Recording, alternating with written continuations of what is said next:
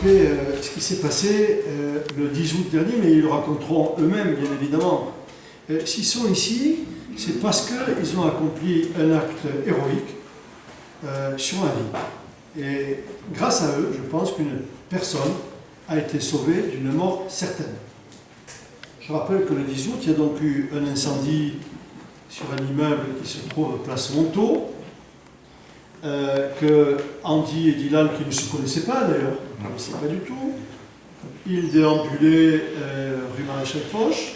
Donc ils ont vu les flammes qui sortaient de la maison et une dame, Madame Benjelat, qui essayait de sortir des flammes et qui était, vous me direz si c'est comme ça, hein, qui était accrochée à une gouttière.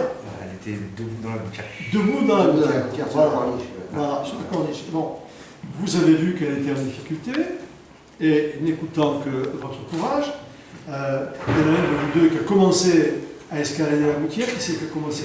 C'est Dylan, et vous l'avez aidé, et l'aidant à monter, alors que vous ne connaissiez pas, vous avez poursuivi avec lui, et vous êtes allé sauver cette dame qui était en difficulté. D'abord, c'est lui qui m'a aidé parce que c'est finalement quand j'ai commencé à monter, la gouttière l'a lâché. Et c'est lui qui m'a aidé parce que du coup j'étais suspendu au balcon. Et je lui ai dit aide-moi et du coup il s'est penché, il m'a attrapé, hop, du coup on est monté. Il est costaud.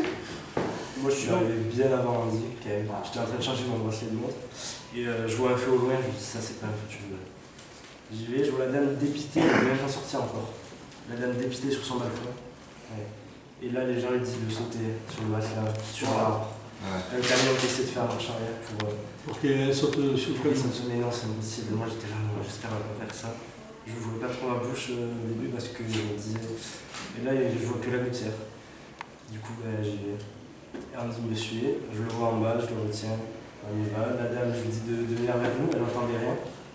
Du coup, un petit coup de sifflet sur la vidéo, ça s'entend un peu. Sifflet, elle se retourne, je lui dis de ne pas trop se précipiter même si elle a feu, elle est à 2 mètres cassés, et Andy après elle met son pied sur Andy, l'épaule, et elle descend. Ça a été un travail d'équipe. Hein? Ça a été un travail d'équipe. C'est remarquable, ce que vous avez fait est remarquable. Il a 18 ans, ce beau jeune homme, et lui, ce beau jeune homme, il en a 19. Non, 35. Voilà. Donc, Andy Renouvel. Exactement. Au nom de la ville de Tarbes et en présence de tous les adjoints qui sont à mes côtés, je vous remets la médaille d'honneur de la ville de Tarbes. Voilà.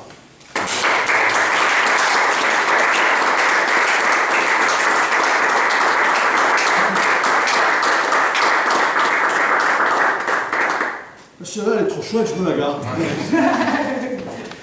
Dylan Contreras, 18 ans, réserviste au premier HP. Je vais vous féliciter vous aussi pour votre acte de bravoure, votre courage. Et c'est ça la véritable générosité. On ne réfléchit pas, on voit qu'il y a une personne en difficulté, mais on y va. Et malheureusement, au moment où il y a peu de gens, et de jeunes surtout, qui ont de tels comportements, il faut, quand c'est le cas, les mettre en évidence. On ne regarde plus ce qui se passe autour de nous, c'est malheureux. On ne regarde pas la difficulté ou la peine des autres. Quand on peut apporter un peu de baume au cœur à des personnes qui sont en difficulté ou qui souffrent, ben, il ne faut pas hésiter à le faire. Et vous n'avez pas hésité une seconde. Je tenais à le mettre en évidence. Vous êtes des exemples.